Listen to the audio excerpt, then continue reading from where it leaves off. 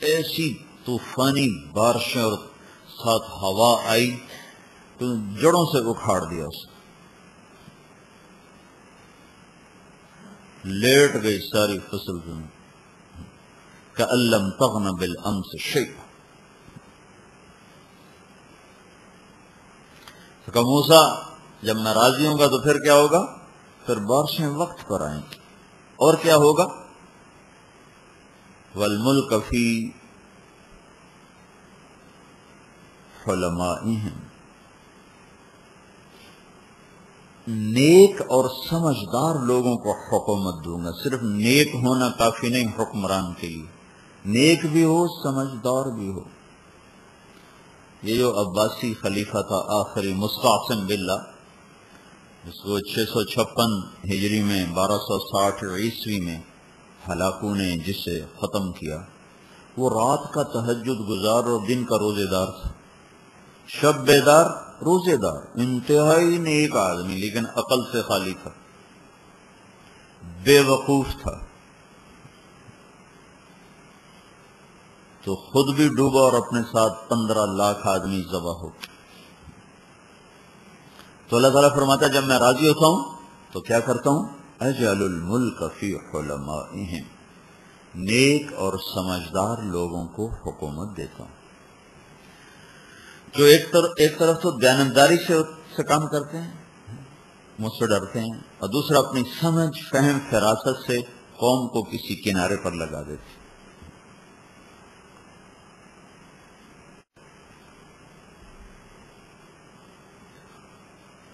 ایک خلیفہ گزرا معتضد باللہ، عباسی خلیفہ،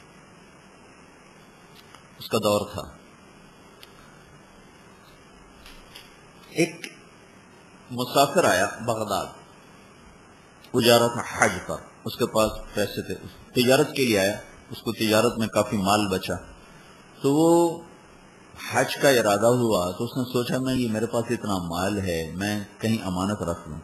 تو اس نے ایک شخص کے پاس امانت رکھ. زمانہ امانت داری کا تھا، لیکن بہرحال گندی مچھلی ہر جگہ ہوتی ہے. تو اس نے ایک آدمی کے پاس وہ امانت رکھ لی. جب وہ حج سے واپس آیا اس سے مانگا تو وہ مکر گیا، اس نے کہا تم نے تو مجھے کوئی نہیں دیا. تو اب وہ اس کو نہ کوئی گواہ بنا سکا نہ کوئی تحریر بنا سکا اس پر اعتماد کر کے. تو وہ پریشان ہو گیا کہ اب عدالت میں بھی جائے تو وہ گواہ کہاں سے لائے، تحریر کہاں سے لائے. غلطی تو اس کی تھی کہ کم از کم کوئی دو کی موجودگی ہوتی، کوئی تحریر ہوتی، کچھ بھی نہیں تھا. وہ سر پکڑ کے بیٹھا. تو کسی نے اس سے کہا کہ تم ایسا کرو امیر المومنین کے پاس چلے جاؤ، وہ بڑا سمجھدار بادشاہ ہے، تمہارے لیے کوئی راستہ نکالے گا. تو وہ چلا گیا معتضد باللہ کے پاس، کہا امیر المومنین میں تو یوں لٹ گیا. اس نے کہا اچھا. تو اس کو الگ کر کے کہنے لگا تم ایسا کرو کل اس کی دکان کے سامنے جا کے بیٹھ جاؤ، میں وہاں سے گزروں گا، لوگ کھڑے ہوں گے، ہلا گلا ہوگا، تم نے بیٹھے رہنا ہے، اٹھنا نہیں. میں تمہیں سلام کروں گا، تم نے بڑا روکھا مجھے جواب دینا ہے. میں جو بات کروں تم نے الٹ کرنی آگے، اور پھر میں چلا جاؤں گا. پھر بعد میں اگر کچھ ہو تو مجھے بتانا. تو اس کی دکان کے پاس گیا، اس سے مطالبہ کیا. اس نے پھر اس کو دھتکار دیا کہ دفع ہو جاؤ، کہاں سے آ گئے. وہ پھر مسکین سا بن کے اس کے دکان کے سامنے بیٹھ گئے. کچھ دیر گزری تو شور مچا کہ امیر المومنین آ رہے ہیں، امیر المومنین آ رہے ہیں. تو ایک دم لوگ کھڑا ہونا شروع ہوئے، دکانوں کے سامنے بھی ہلا گلا شروع ہو گیا. تو وہ اپنے جاہ و جلال، گھوڑے، نیزے، سوار، آگے پیچھے. تو جب اس کے قریب سے گزرے تو اس نے گھوڑے کو روک لیا. یہ ایسے بیٹھا ہوا ٹانگ پہ ٹانگ، اس نے یوں ٹانگ بھی نیچے نہیں کیسے بیٹھا.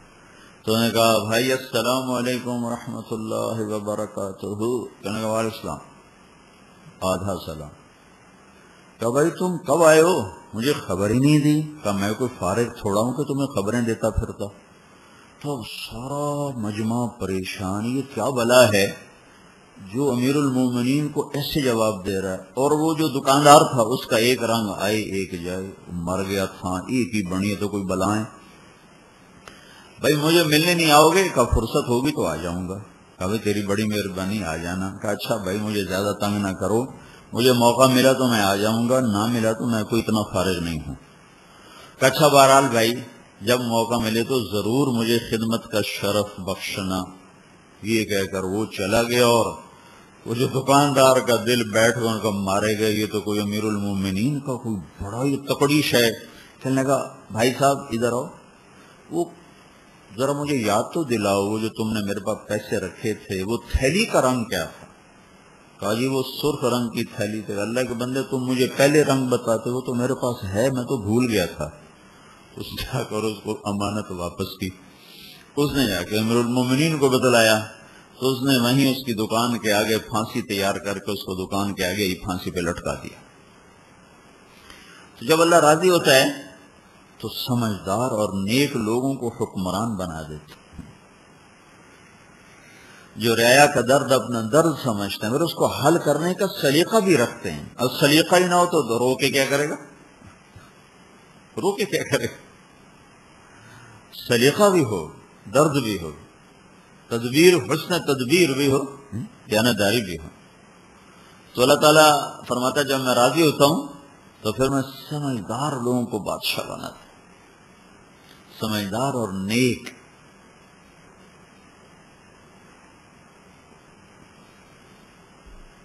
اور کیا کرتا ہوں؟ والمال فی سمحائہم، اور پیسہ سخیوں کو دیتا، بخیلوں کو نہیں، سخیوں کو دیتا، جو خرچ کر کے خوش ہوتے، جو دے کے خوش ہوتے۔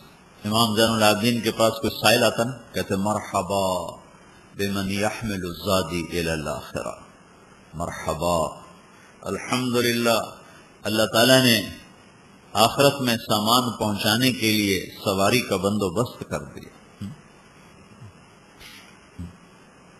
جو سائل کو دیا جاتا ہے نا، ایک بکری آپ نے ذبح کروائی، کہ اللہ کے نام پہ تقسیم کر دو، تقسیم ہو گئی، تو جب آپ گھر آئے تو حضرت عائشہ سے پوچھا کیا بچا؟ تو فرمایا یا رسول اللہ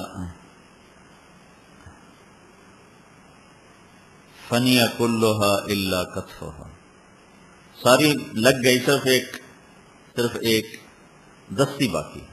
تو آپ نے فرمایا بقی کلھا الا کتفھا، کرے نہیں ساری باقی ہے، ایک دستی رہ گئی ہے، جو اللہ کے نام پہ چلی گئی وہ ساری محفوظ ہو گئی، جو ابھی تک خرچ نہیں ہوئی وہ فنا ہوئی ہے، جو اللہ کے نام پہ گئی وہ تو محفوظ ہو گئی۔ یا ابن آدم افرغ من کنزک عندی لا غرق ولا حرق ولا سرق اوشیکہ احوج ما تکون الی، میرے بندے اپنا خزانہ میرے پاس جمع کرا دے، نہ ڈوبتا ہے نہ لٹتا ہے نہ جلتا ہے، جس دن تو محتاج ہوگا تجھے سارا واپس کر دوں گا، کئی گنا کر کے واپس کروں گا۔ تو اللہ تعالیٰ جب راضی ہوتا ہے تو پھر مال وہ سخیوں کو دیتا ہے، جو لگا کے خوش ہوتے ہیں اور دے کر راضی ہوتے ہیں۔ قیس بن سعد بن عبادہ رضی اللہ تعالیٰ عنہ بیمار ہوئے، تو لوگ حال پوچھنے تھوڑے آئے، تو یہ تھے بڑے مالدار لوگ، تو ان سے نا لوگوں نے قرضہ لیا ہوتا تھا، تو ان کو وہ قرض حسنہ دیا کرتے تھے، ان لاکھوں کے حساب میں ہوتا تھا۔ تو کہنے لگے کیا ہوا، لوگ عیادت کے لیے نہیں آئے؟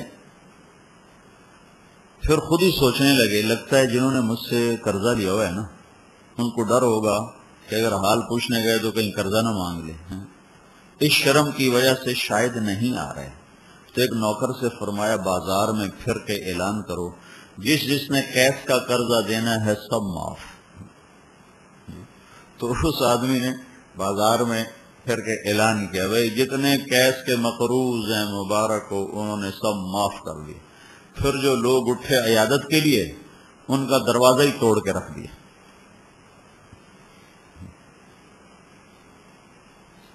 والمال فی سمحائہم، پیسہ میں سخیوں کو دیتا